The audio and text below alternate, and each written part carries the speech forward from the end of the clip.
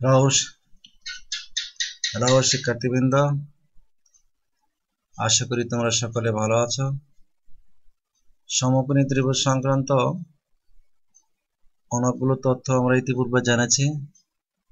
আজ আমরা নতুন করে আরো কিছু তথ্য জানব। চিত্রে তোমরা লক্ষ্য করো, এক্স ও এ একটি সূক্ষ্মকোণ যাকে থিটা দ্বারা চিহ্নিত করা হয়েছে। ও এ রেখার উপর পি একটি বিন্দু, পিএম ও এক্স এর উপর লম্ব। তাহলে ও পিএম একটি সমকোণী ত্রিভুজ, আর পিএম ও কোণ সমান 90 ডিগ্রি। উপরের চিত্র অনুযায়ী আমরা লিখতে পারি sin থিটা সমান PM by OP, cosec theta সমান 1 বাই sin থিটা সমান ওপি বাই পিএম। আমরা ইতিপূর্বে জেনেছি sin থিটা cosec থিটার বিপরীত, cos theta cosec theta sin থিটার বিপরীত, sin থিটা cosec থিটার বিপরীত। সেজন্য sin থিটা সমান PM by OP, cosec theta সমান ওপি বাই পিএম। অনুরূপভাবে cos থিটা সমান ওপি বাই cos থিটা সমান OM by OP, sec theta সমান 1 বাই cos থিটা সমান ওপি বাই ওএম।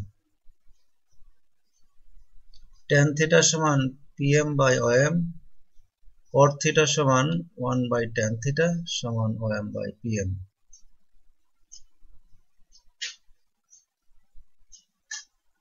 আবার tan থিটা সমান পিএম বাই ওএম, এখানে হর এবং লবকে ওপি দ্বারা ভাগ করে আমরা পাই PM by OP by OM by OP সমান, আমরা যেটি লিখতে পারি PM by OP sine theta, OM by OP cos theta.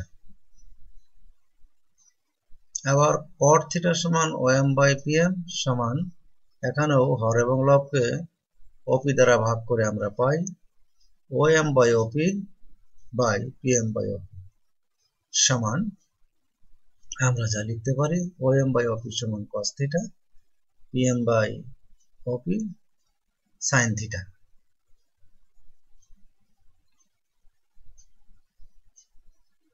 Sine theta whole square plus cos theta whole square সমান, উপরের তথ্য থেকে আমরা লিখতে পারি PM by OP whole square plus OM by OP whole square সমান PM square by OP square plus OM square by OP square. এখানে লসাগু করে যোগ করলে আমরা এইভাবে লিখতে পারি PM square plus OM square by OP square সমান OP square by OP square. কেননা PM square plus OM square সমান ওপি স্কয়ার, এটা পিথাগোরাসের সূত্র থেকে আমরা লিখতে পারি। সুতরাং ওপি স্কয়ার বাই ওপি স্কয়ার সমান 1, অর্থাৎ আমরা লিখতে পারি sine square theta plus cos square theta সমান 1।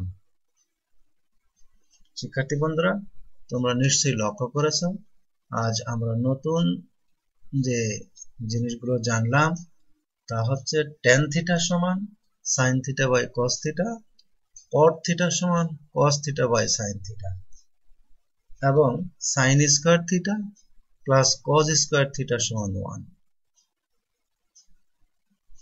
শিক্ষার্থী বন্ধুরা, আশা করি তোমরা প্রত্যেকটি তথ্য মনোযোগের সহিত খেয়াল করেছো এবং বুঝতে পেরেছো।